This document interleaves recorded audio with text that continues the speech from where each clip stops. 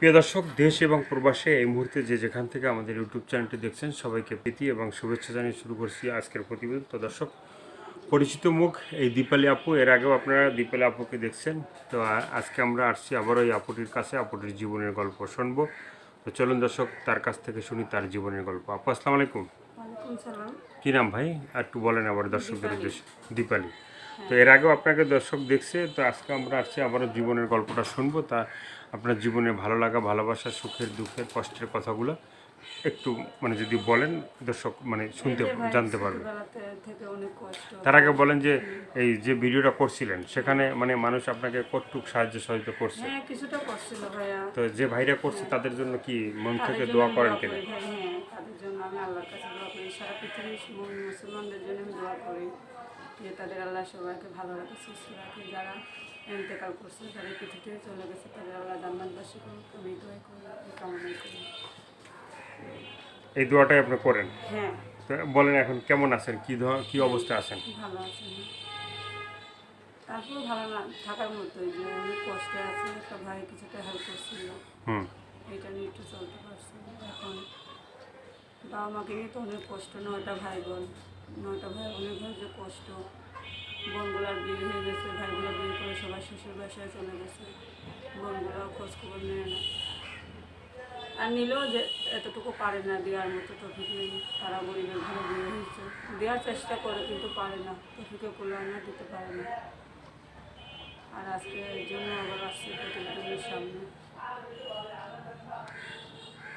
তো এই প্রতিবেদনের সামনে আসলে অনেকে বলে যে ভাই, ভিডিও যারা করে, হ্যাঁ, করার পরে যে যা আপনারা এই যে অসহায় মেয়েদের যে আমরা ভিডিওগুলো করি, তাদেরকে নাকি অনেকে ফোন দিয়ে খারাপ কথা বলে, হ্যাঁ। হ্যাঁ। তো আপনার এটা আমি দর্শকদের জিজ্ঞেস করছি, দর্শকরা আমাদের ফোন দিয়ে বলে যে ভাই, আমরা খারাপ বলি না। তারাই আগে ফোন দিয়ে বলে যে টাকা দাও, টাকা পয়সা দিলে না কথা ভাই, বলবো, আমি নাহলে তো বলবো না, ভালো। হ্যাঁ। এই যে তো দেখেন আপনি যে তো ভিডিও করছিলেন বা আপনার তো দর্শক ফোন দিছে, হ্যাঁ। আপনাকে কি দর্শক ক্ষমাকা কি খারাপ কথা বলছে? না ভাই, আমি এতটুকু অসম্মানিত হইনি। একজনের নামে তো মিথ্যা বলে লাভ নেই। দর্শক ভাইরা অনেক ভালো, তারা হ্যাঁ, ভালো আমি কথাই বলে। অনেক ভালো কথা বলছে। আমাকে বলছে যে আপনি বোরকা গায়ে দিয়ে আসছেন, কিন্তু আরও তো মেয়েরা অনেক সাজগোজ করে আসে। তাই আমি বলছি না, এটা আমাদের গ্রাম অঞ্চল, বা আমরা গ্রামের বাসায় থাকতাম। আমরা গ্রামের মানুষ, আমি এটা পছন্দ করি না, এটা আমার ভালো লাগে না। হুম। আর সাজগোজ জিনিসটা এটা আমরা ভালোবাসি না। হুম। তো এমনি থেকে আপনার পছন্দ কি? আমার পছন্দ, বাবা মা নিয়ে তো আছে, অনেক কষ্টে আছি। কোনো ভাই, কোনো মানুষ যদি সাহায্যের হাত বাড়িয়ে দিত, বা আমার একটা সেলাই মেশিনের ব্যবস্থা করে, তো আমি হাতের এমব্রয়ডারি কাজ করি। গাজীপুরে থাকতাম, এখন খুলনাতে চলে আসছি। এখন থাকেন কোথায়? এখন খুলনাতে আছি। খুলনাতে থাকেন? হ্যাঁ। তো আল্লাহ যদি আপনাকে প্রথম একটা ভালো মনের মানুষ যদি ভাগ্যে থাকে, আর এই যে থাকে, সেরকম যদি আমাকেও কিছুটা হেল্প করে, আমার বাবা মার মুখের দিকে দেখে যে তাদেরও বাবা মা আছে। তা এমনও মানুষের যে কোটি কোটি টাকা আছে, তারা দানের হাত বাড়া দিতেছে, মানুষকে হেল্প করতেছে, সাহায্য করতেছে। ওর মধ্যে থেকে যদি আমাকে কিছুটা সামান্য যদি হেল্প করে, তাহলে ভাইদের জন্য আমি সবসময় দোয়া করবো। সবসময় দোয়া করবেন? হ্যাঁ, আমি দোয়া করবো যে আমার বাবা মাকে যদি, তাদের বাবা মার মনে করে যদি কিছুটাও হেল্প করে, আর তাদের ছেলে মনে করে যদি আমার বাবা মা একটু উদ্ধার হইতে পারে। আমার ভাই তো আমাদের ফেলা দিয়ে চলেই গেছে। আর সর্বশেষ একটু বলেন যে আপনার কি ধরনের একটা ছেলে পাইলে আপনি সংসার আমি করবেন? একটা কী ধরনের ছেলে, একটা ভালো, ভদ্র, বা ব্যবহার চরিত্র ভালো থাকবে, যে মানুষকে সম্মান দেওয়া জানে, মেয়ের লোকের সম্মান বোঝে, যে মানুষের প্রতি দয়া আছে। আমি এরকম ধরনের একটা ছেলে পালে আমি অবশ্যই বিয়ে করবো। বিয়ে করবেন? হ্যাঁ। তো আর কিছু বলতে চান বা বলার আছে? হ্যাঁ, বলার আছে যে যে কোনো ভাই যদি একটু সাহায্য করতো। আর ভাই, একটা কথাই বলি, আমি 8-10টা মেয়ের মতো, বা আমি এরকম সেজে গুজেও আসি নাই, আর আমি সাজগোজটাও পছন্দ করি না। অবশ্যই আপনার কি সাজতে পারতাম। স্বাস্থ্যে কি ভালোবাসেন না? না ভাই, আমি এটা ভালোবাসি না। এবং তাহলে কি ভালোবাসেন? হ্যাঁ, ভালোবাসবো। সে ভালোবাসার মনের মতো মানুষই অবশ্যই ভালোবাসবে।